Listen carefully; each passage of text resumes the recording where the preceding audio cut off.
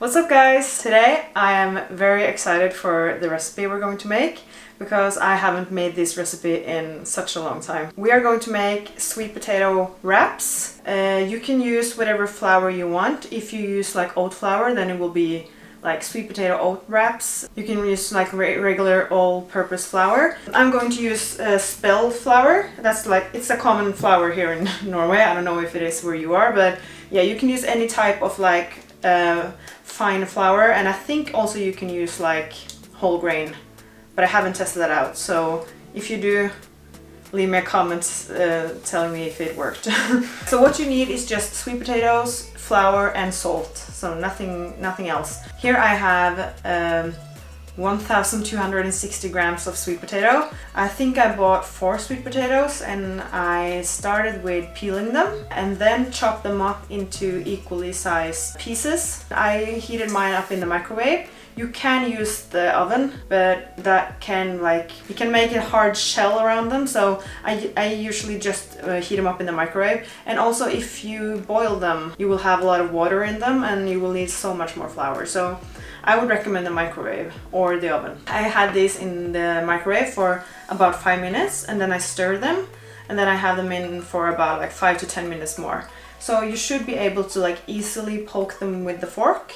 Then you will see that they are finished. Yeah, so this is 4 sweet potatoes. After they are heated and tender, you want to have them in a bowl. I will add 1 teaspoon of salt. Then I will mash them with a hand mixer.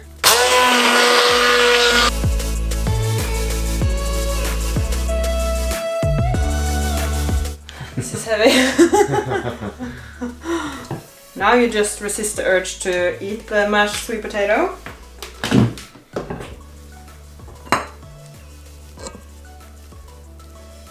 And you can use any kind of potato for this, but sweet potatoes, I love sweet potatoes if you follow my channel. But you can use any type of potatoes and it will work just the same. I think I've usually just used my hand to mix this together, if I'm not mistaken. It's been such a long time since I made this, but now I have a KitchenAid, so I will use this. And I guess you want to use this part? Well, that's kind of more like dough. Yeah, it's supposed to be a dough. You're right. There are no measurements for this recipe because you will have to just see. You will look for a texture, not like a particular measurement, but I will leave the measurements I used so you can try to like get a sense of how much flour you need. So I will just add flour until I get a dough consistency. If you want to measure out and like count the macros for it, you can just put the flour on a scale. You just put the flour on a scale and then you just tear it and it goes to 0, and then you can just add the flour. So I just add a little at a time and we will just wait and see.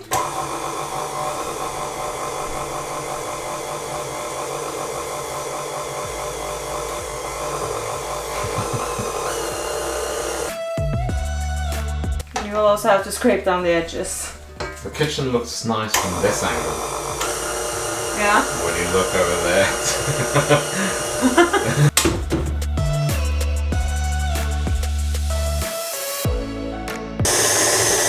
I'm wondering if maybe the K-hook might be a better idea to begin with. No, this is fine. You're right. I am always right. Except for... No exceptions.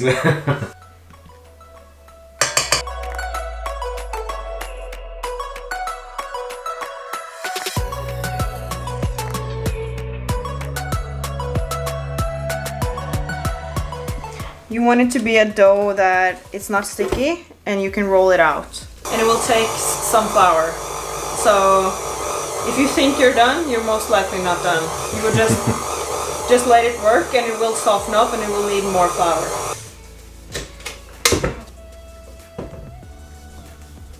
I'm just going to see if I can like get it loosen it from the bowl, because we will use more flour when we roll them out. Yeah. So what you want to do is have flour on your table roll up your sleeves. It's gonna get messy. Yes. Okay, so I will try to roll this out without poofing this flour everywhere.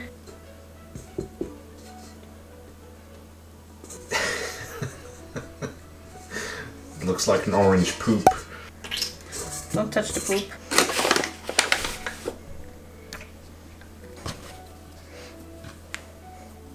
Yeah, because I feel that it's still sticky if I like put my fingers in it. So you need to get some more like flour in here. But yeah, isn't it weird that this is sweet potato? Yeah. I was gonna say it kind of looks like pizza dough. Yeah, and when we roll out every single piece also it will get sticky, so you will need flour for that.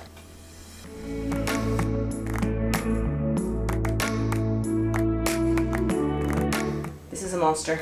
If you want equally sized wraps, you can weigh out every single piece you chop off, but we don't really mind having different sizes, so I think we will just chop up as we keep rolling them. You just chop off and you roll, and then you fry them in an empty pan. So dry pan. Dry pan, yeah. So, and you just want to see it get a bit golden.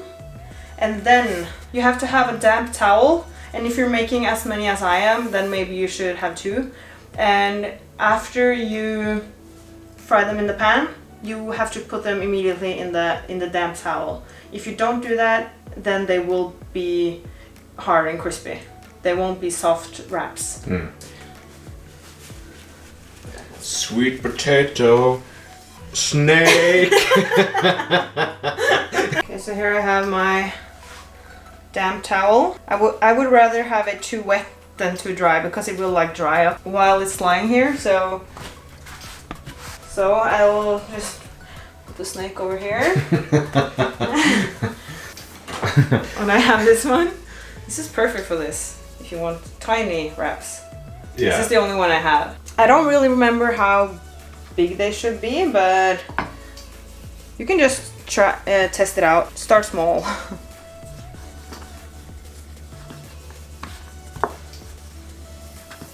And you want to be careful that it doesn't stick, because you will need to get these pretty thin if you want thin wraps.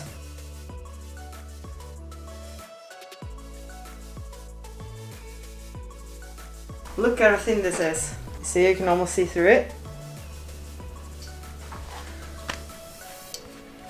If you want to get really professional with it, you can just roll it around like this. I don't like a mess, so.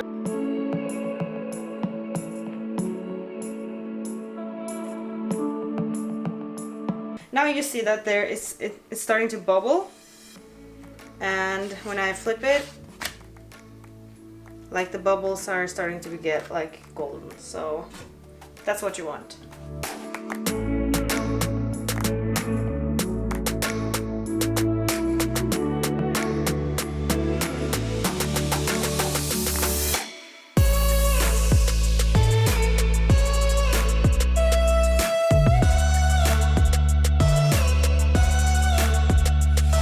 Okay, I don't know how long this took, but we are finally finished. And here are the wraps. And they should lie under the towel until they're cool, but I will taste one.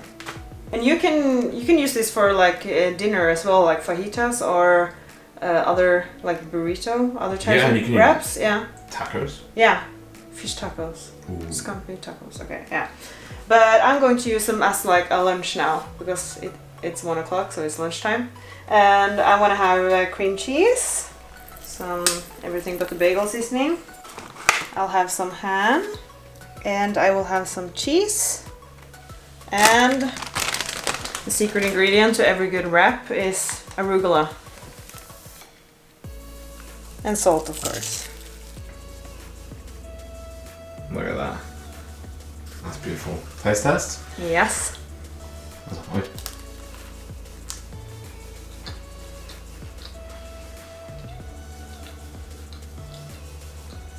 That is good. Mm-mm. Mm-mm. These are so good. And if you have them, you can have them in a bag in room temperature. I think they will hold for like 3 to 4 days. But I would just recommend you freeze them. So you freeze them and you can like, I think it will be easy to like just crack one off. Yeah. And yeah, it will defrost in no time. So you can just put them on the counter while you're making your dinner or something. I hope you enjoyed this recipe. Please leave a comment telling me how you liked it if you try it out. Like the video if you enjoyed it. Subscribe if you haven't, and I will see you next time. Bye!